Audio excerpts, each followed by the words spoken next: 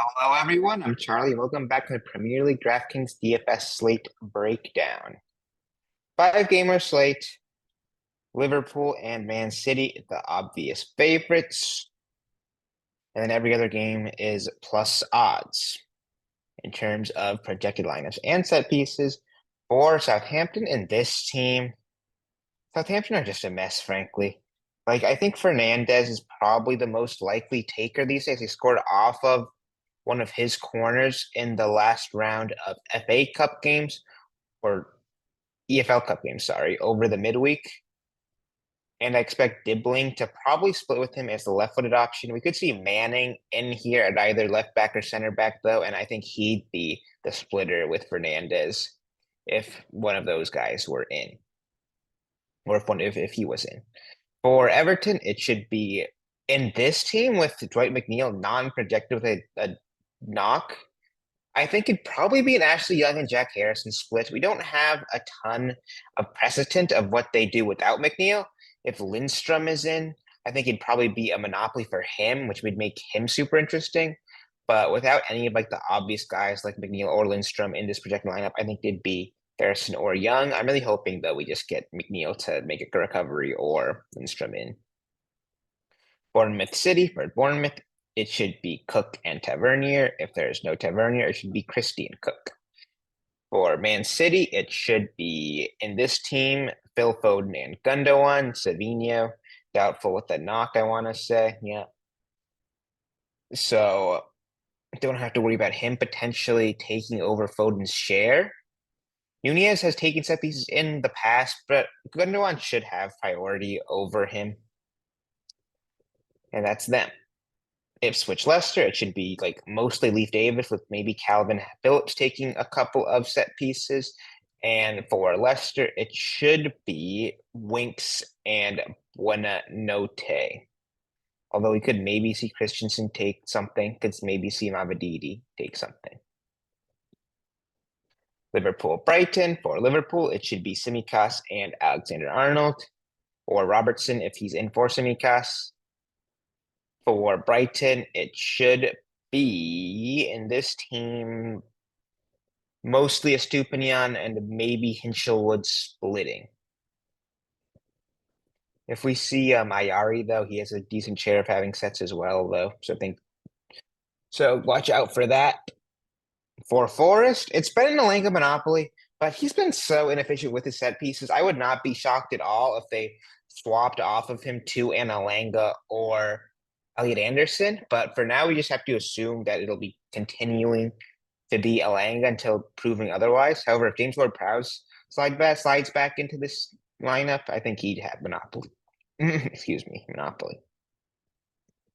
And for West Ham in this team, I think it'd be a Bowen and Emerson split. I know they're both lefties, but Emerson typically takes the outswinger side and Bowen takes the in-swingers. If Solaire's in, he could end up eating into Bowen's share.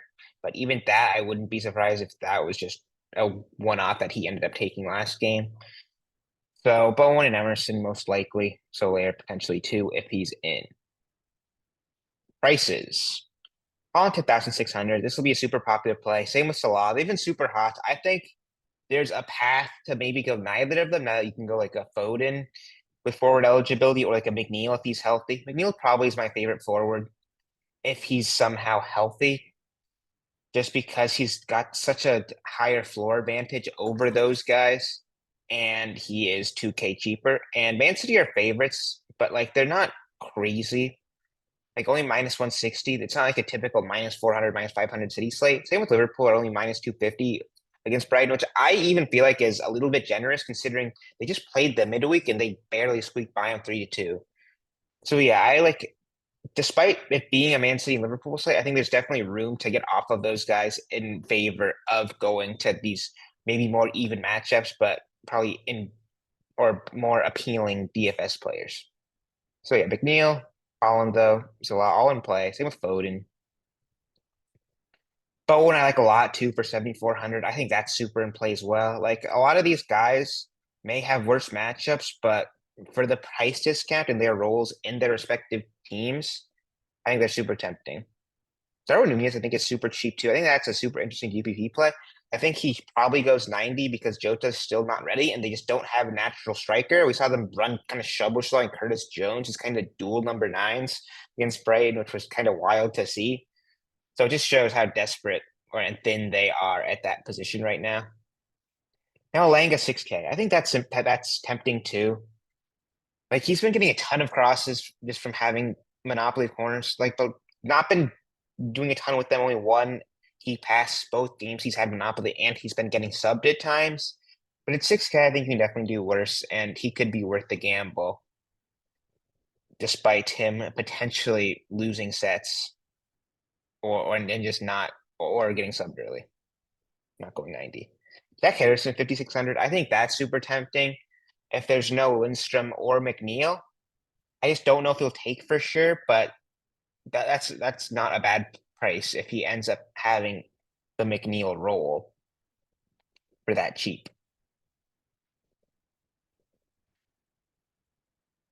I'm not interested really in anyone below that. Like that, those are kind of like 6, 7 guys. I'm kind of looking at it at 4 forward in cash. You can always go differently in GBP with like a Jamie Vardy or anyone really. Any of these goal dependent forwards just become a lot more in play in GBP.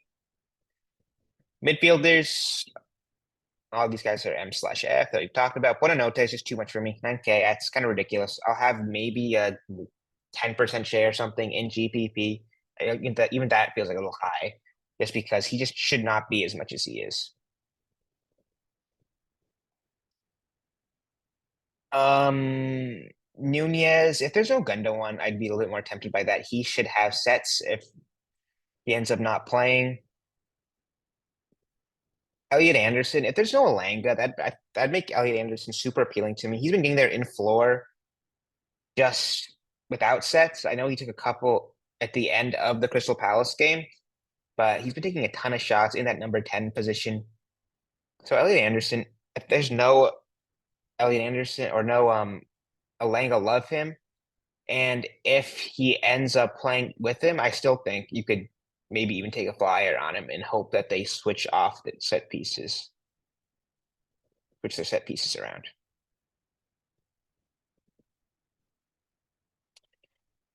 Looking for other mids. Not a oh wait, I think I passed Gundogan. Gundogan, I think, is super tempting at 6K as well, especially if we see him in this more advanced role, which is what would happen if there's Kovacic in there. Usually it just pushes Gundogan up since Kovacic plays deeper. If there's no Kovacic and they have like another attacker in there, Gundogan becomes a little bit less appealing just because he doesn't get quite as high up the pitch. But if he's further forward, I love that play for 6K. Gene Ford perhaps if he's in, tempting, but just not really himself lately. Not playing a ton. Lindstrom, I love that play. If there's no McNeil, this right guy ended up taking sets for City over Nunez. If he somehow starts, I think that's kind of tempting because he's a 4K City attacker. I just doubt it though. Szoboszlai had sets midweek against Brighton because there was no Alexander Arnold. Just so bad. He just doesn't look himself right now. He's just not getting goal contributions. He's not putting away easy chances. I might have a sprinkle in GPP just because Liverpool's number 10 for 4K. It's just kind of wild to see. But like I said, he's just kind of not in great form right now. Paquetá, I don't think is terrible as a GPP play. Same with Soler. Not super in love with them. Hinshelwood, I think, is a little bit of a tough matchup. Same with Christie. Calvin Phillips is fine. I just don't really think he has the upside other than like a desperate last man in for 3K. Ducore, was he projected? Where's Everton?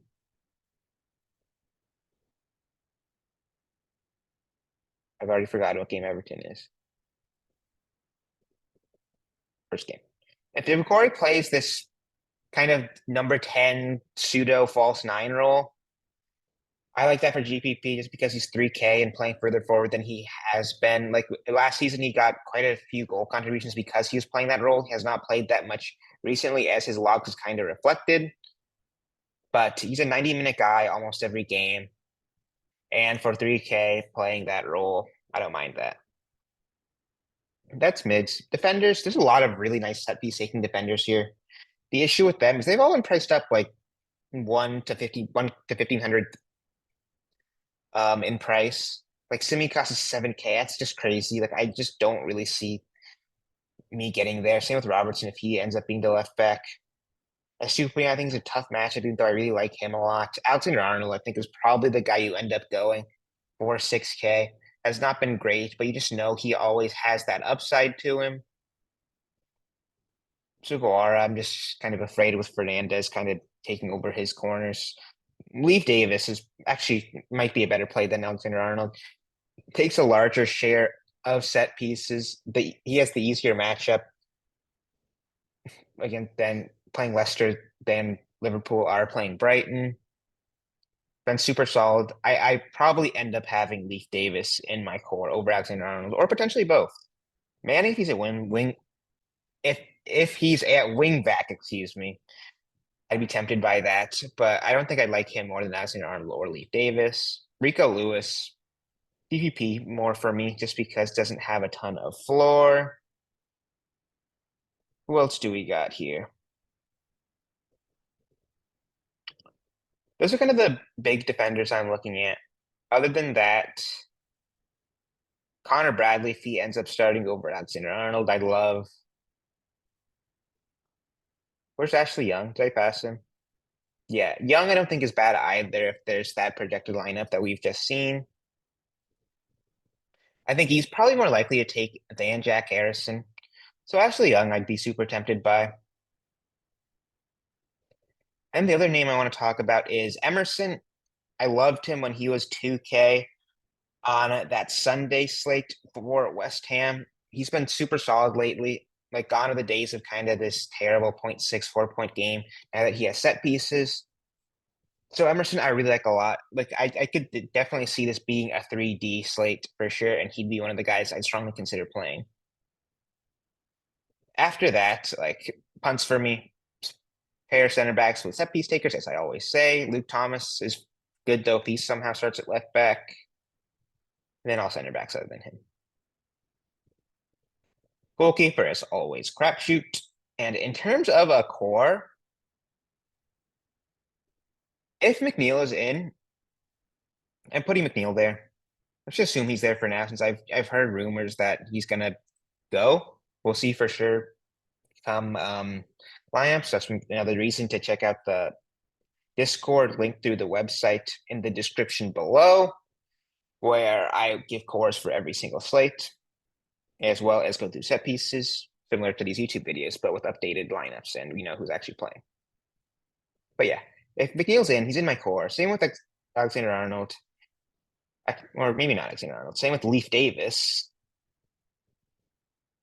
And then after that, I'd be tempted by two guys. Either Gundogan or Alexander Arnold. One of the two. They're both 6K. We'll see who I end up going. It might just be both of them if McNeil doesn't go, and it'll be Alexander Arnold, Leaf Davis, Gundo.